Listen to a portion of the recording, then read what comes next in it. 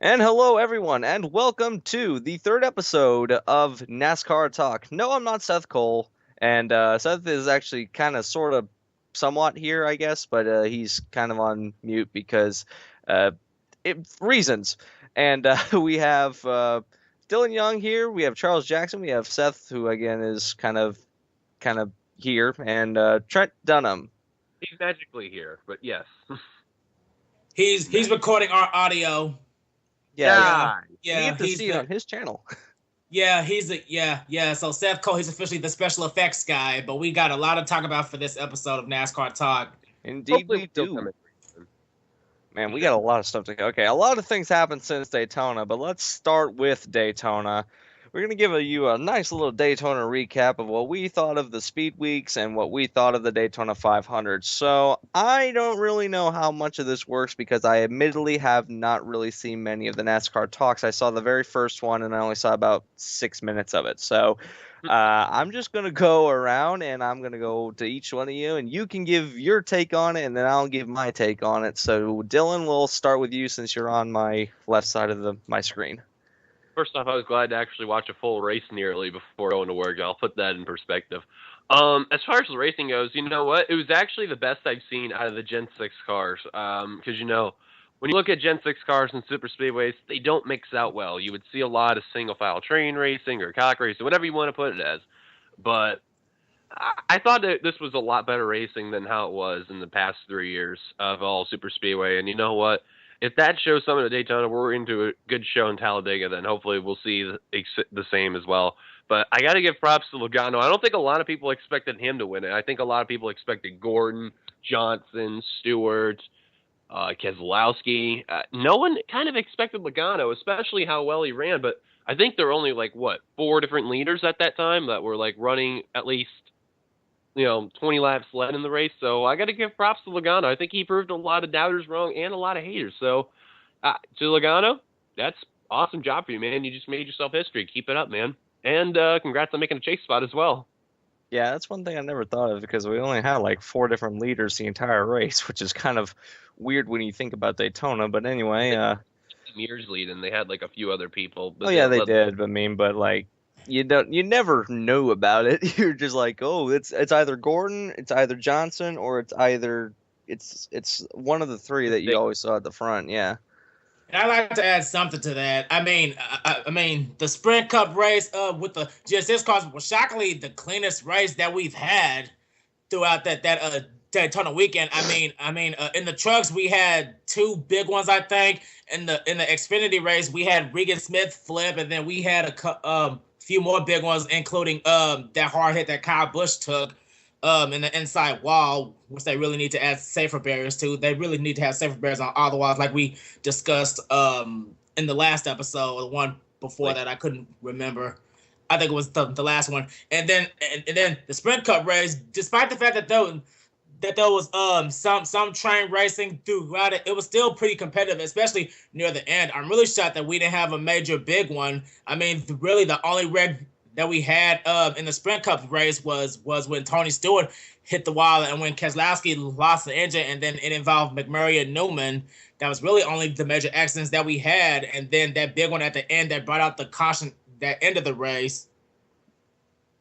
Yep, that's true. Charles, anything about what's your side of the story? I felt the race was pretty good. It had some like not too good points with the train racing, but the end, I felt that nobody could get around Logano unless they made a big run, and I thought that Dale Jr. and Kevin Harvick was going to make a run at it, but then the caution came out, and there you go. And yeah, Casey Kane got top 10, so yeah. Yeah, Charles, I didn't mean to cut you off right there, but what you said about cars taking the lead, I've noticed something about Daytona. I think it was because that they lowered the spoilers on some of the cars because sometimes when you get out ahead of the pack, you're really hard to catch. I mean, it wasn't like that in the Xfinity race because when you saw on the final lap when that accident took place in the Xfinity race, Keselowski he had a huge lead, but while he was going down the back straightaway, he got caught like very quick, and like the aerodynamics of the Gen 6 cars are very very different. So I don't know, like how Jimmy Johnson ran at the front, or Dale Jr. It took like how many laps for a car to have a battle with him? It took like about like close to like 8 to 10 laps to even get close. Something like that. Yeah, that's the one thing that I was. It kind of looked like to me like the old days of NASCAR when they didn't have restrictor plates and the car would get out in front, and then there would be a long train behind that couldn't catch him because they legitimately couldn't catch him. So that was kind of what it was like to me. But look how much times have changed. Oh yeah. I forgot to add one more thing, ladies and gentlemen. That was Charles Jackson's fan. Anytime you hear that, you know he's about to talk. Who? That fan that was off Charles's background. Charles's fan. Oh yeah, Charles is. That's. I think I'll say the next topic. But the next topic that's really been interesting, a lot of people talk about, was what the replacement for Kyle Busch will be. Well, they talked to none other than Front Row Motorsports driver David Reagan, and he's officially going to be in the 18 for the replacement of Kyle. Was that a big surprise to you guys, or was that not a surprise? What do you guys think? I believe it was. Really big surprise there. See, the way I see it is that they're taking a Ford driver and putting him in a Toyota car, which is kind of weird because usually in NASCAR or any other sport, we see drivers of the same manufacturer going over to other teams of the same manufacturer. So when they put David Reagan, who races for Front Row, which is a Ford team, into Kyle Busch's, which is a Joe Gibbs, which is a Toyota, it's kind of weird, but it's kind of cool at the same time because now we have the best of both worlds fighting in another car, and I don't think David Reagan's ever driven in anything that wasn't a Ford, so it's going to be a little hard to imagine him being in a Toyota, but I think it'll work. I mean, David's a good driver, so I think he can pull something off. He's really not that bad of a driver. He just really hasn't had the right equipment, but now he's moving over to the Joe Gibbs temporarily. Maybe I don't know. Maybe he could get a win for the 18 while Kyle is out of commission. I'm not sure. I mean, I think Gibbs was going the direction that they really needed someone with more Cup experience, and like I said, I honestly think if Eric Jones would have been able to race in Cup, they would have definitely picked him. But he can't race in Cup since he's not 18. Exactly. I mean, but another thing that I just thought of that is maybe a reason why they chose David Reagan is that, like you said, he's got that experience factor of being in the Cup, but he's also won a race, and he is now put in a position where he has got. Actually, 2 times he's won a race. He's won 2. Oh, he's won 2. Yeah, you're right. He has won 2 races. Daytona and Talladega. Yeah, one in the 6 and one in the 6 and one in the 38. So 34. both 34. Were 34. I'm sorry, I get all the Front Row cars mixed up. But it's 34, 35, and 38. That's the team. Yeah, but anyway, those are all Fords. But now he's in Joe Gibbs, which I have to say has got much better hardware than Front Row.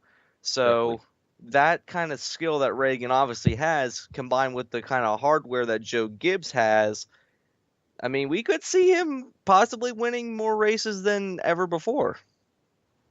Okay. Charles, well, okay. Yeah, let's ask the Toyota fanboy, Charles. Oh, well, my love for Toyotas. This is a pretty good move because they really didn't have anybody who had too much Cup experience from what I was thinking. You know, with Matt Crafton last week and Eric Jones. David Reagan is the best pick, and I think he could turn some heads and maybe get him going for a good ride probably next season, maybe, if he could get a better ride. We'll see. I think speaking speaking of replacements, we gotta talk about David Reagan's replacement in the Front Row 34. Yeah, Front Row Joe is on Front Row Motorsports. Who'd have thunk it?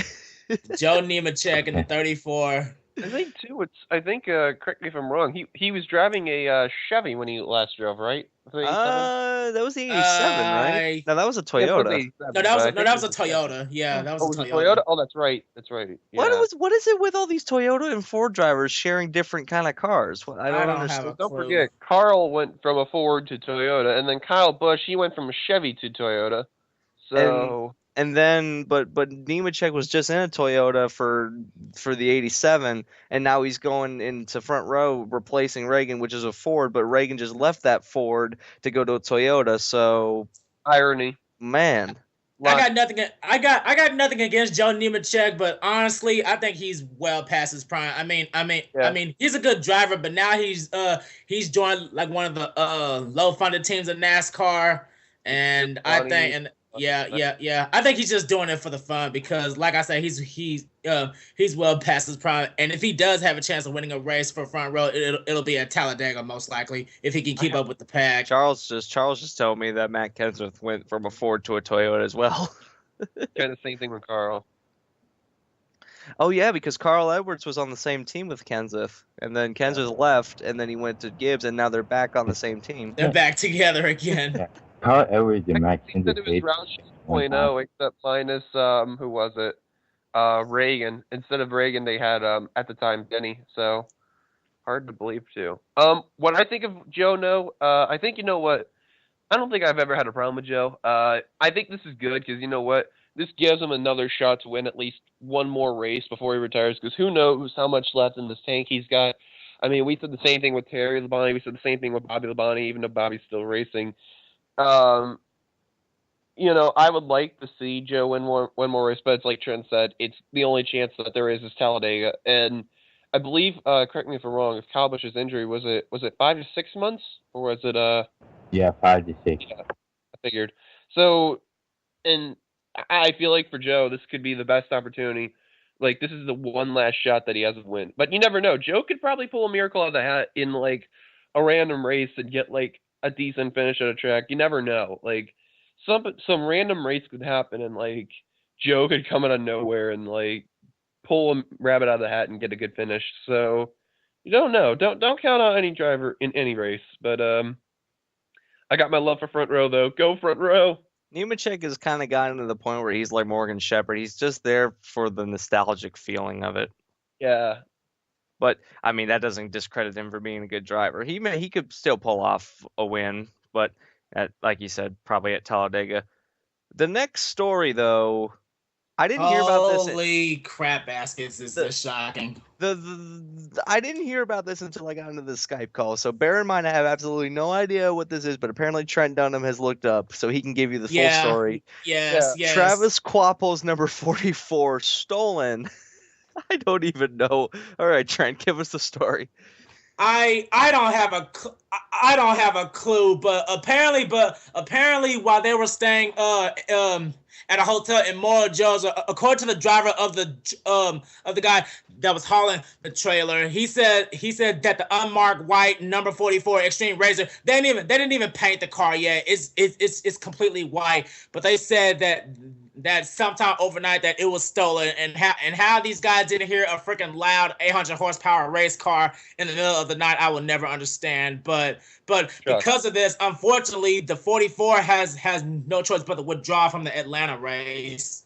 Because that was their only car. They didn't even have a backup. That's just sad, though. But I mean, like, they were on their way to Atlanta. They had the car, and then some goofballs stole the car. Like you said, I'm thinking that they may have had a truck with a trailer, and they put the car on the trailer and drove it away, and that's how they didn't hear it. But I don't. That's just the most random story. I've never heard of a race car getting stolen outside of a racetrack. I know the pace car got stolen at Daytona once, but I don't think a race car's ever gotten stolen. It's a car with the hauler. That's the thing where it's like, oh. Yeah, they took the car was still inside of the trailer. Oh, they car took was still the whole inside hauler. Of the trailer. They took the whole hauler. Yeah, they took the whole hauler with the car inside of it. Oh, I was about to. Well, then how do they break? I don't even. Wow. I don't know. You know, But yeah, Team but Extreme yeah. or Team Stream, they Well, just had nothing but bad luck ever since the start of this What year. they said that they didn't report the car stolen until 6 in the morning.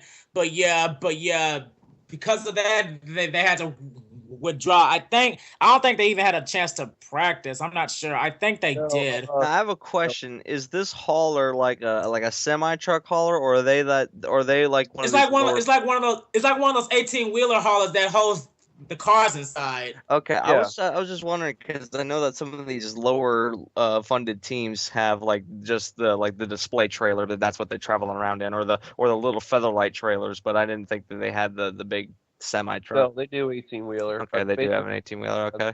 An 18-wheeler. But yeah, this is the most shocking story of the week. I mean, they didn't even have time to paint the car. How does one steal an entire semi?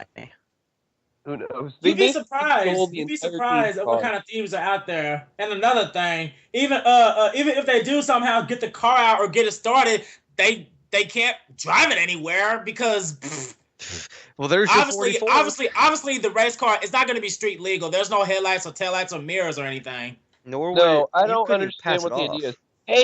Hey, let's steal a car. Let's see. Oh, what's in here? Oh, let's steal this hauler here. That's a good idea. I Oh wait, know. there's nothing on it. Who's it even from? I don't So know. anyone watching this video, if you find a hauler with a number 44 on the side of it, and it says something about Travis Quapple, and you see this truck, report it to your local authority so Travis Quapple can get his car back. Any members watching this video or anyone in the 100,000 community lives in the Georgia area, just keep an eye out. I don't even Just know what keep his an eye hauler out. looks like. I'm just guessing that's white, and it has a number 44 on the side of it. Probably the name of the team. I don't know. It'd be kind of hard to miss though. Yeah, you can't miss a race car hauler that easily.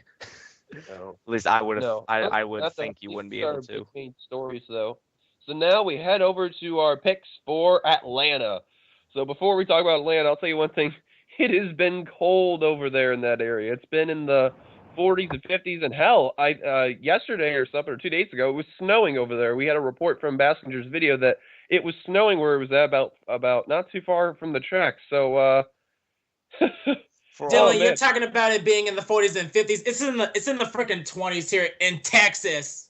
But Atlanta though, for race conditions, that's shit. Yeah. I haven't heard weather like that since the Bristol race where they had snow there. That's oh man, Mother Nature's not playing nice at all. But what we could see out of this. No, she is not. We could see something really interesting out of this. We could possibly get to Atlanta and it's still this cold come Sunday.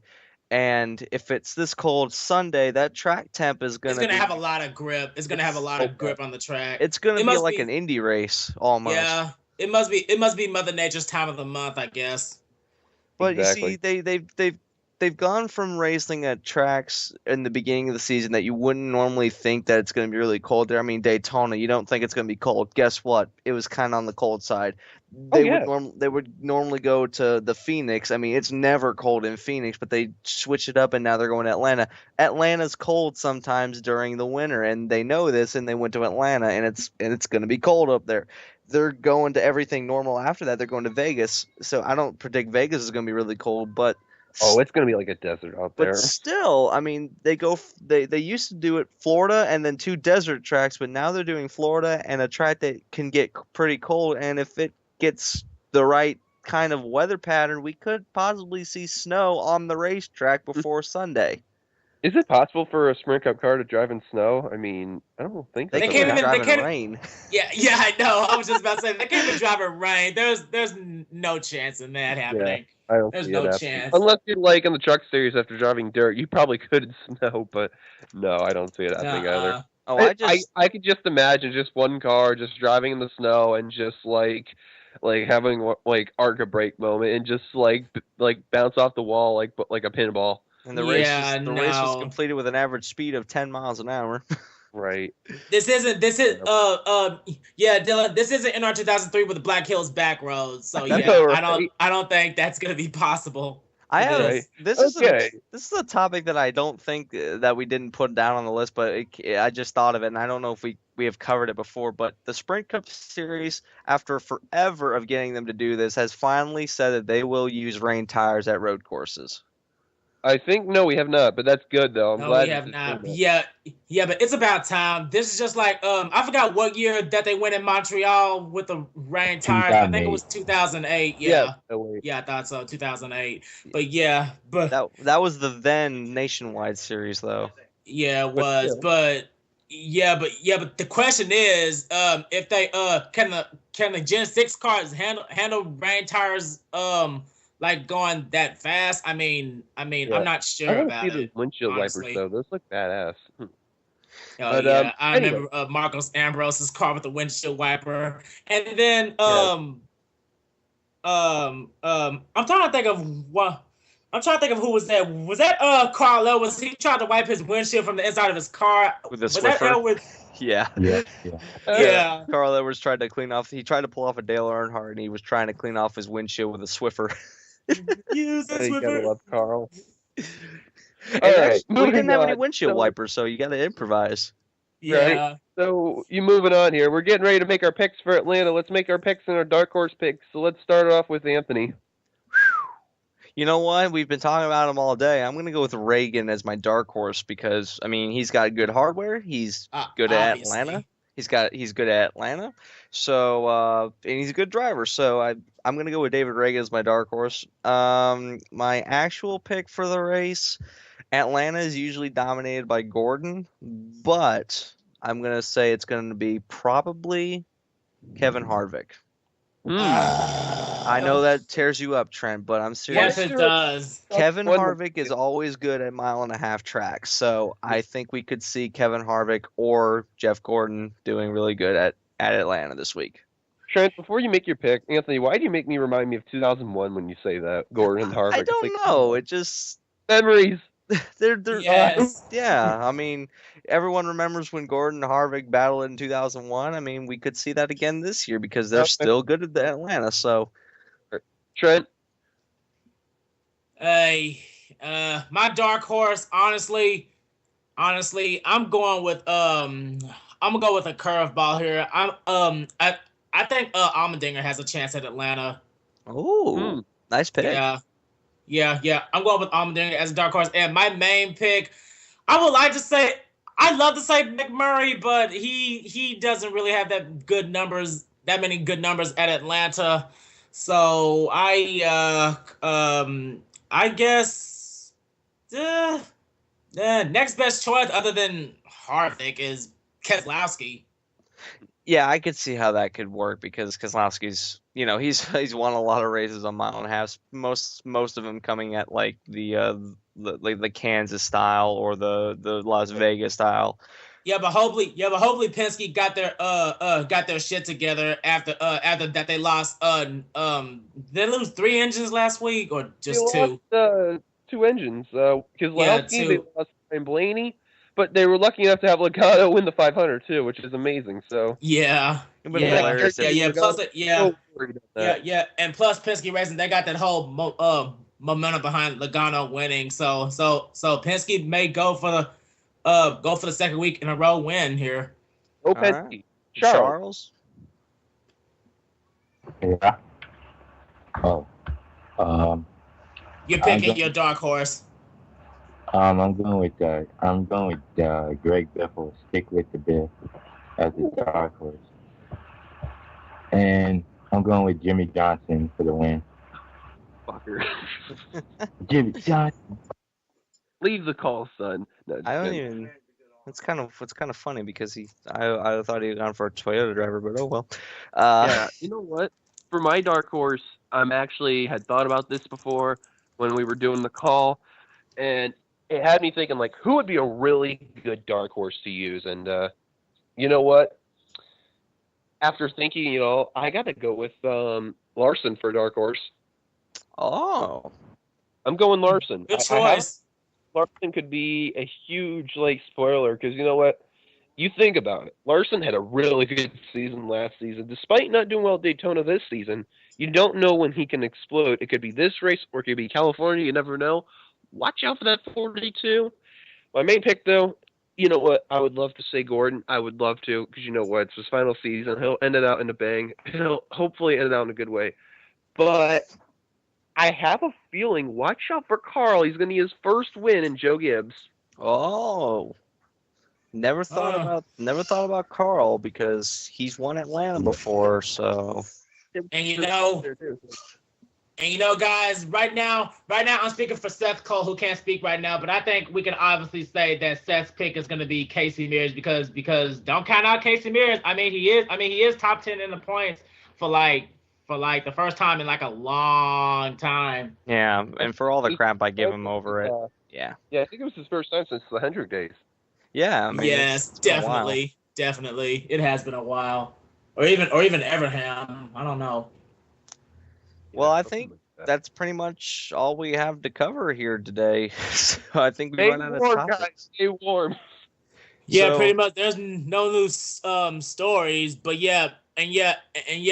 what Seth was talking about earlier, NASCAR has confirmed that if David Reagan ever does win in the 18, he's in the chase.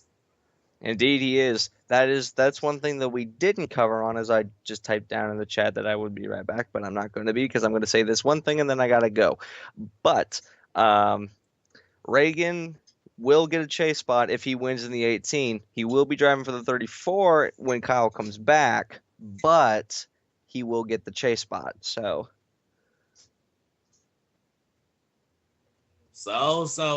any thoughts about that? Leave your feedback in the comments below because we have to end this video because Anthony has to leave, unfortunately. So Dylan, Charles, anything to say about that? Well, stay warm, guys, and you know what? If Reagan gets in for a win, I'm down for that. Charles, with your Mayogasm Toyota loving Johnson. So. Mayonnaise lover. Damn mayonnaise. So, I'm going to say my goodbye. And we will see you guys later for another episode of NASCAR Talk. Till then, Trent Dunham, Anthony McCurry, Charles Jackson, and Dylan Young, and also Seth Cole that's magically there. Signing off. See you guys later. Spirit. I'll leave the call up just in case. Bye. Bye. This has been a production of Internet CRA, offline racing at its best, or offline commentating at its best. Close enough. See you guys later. Goodbye.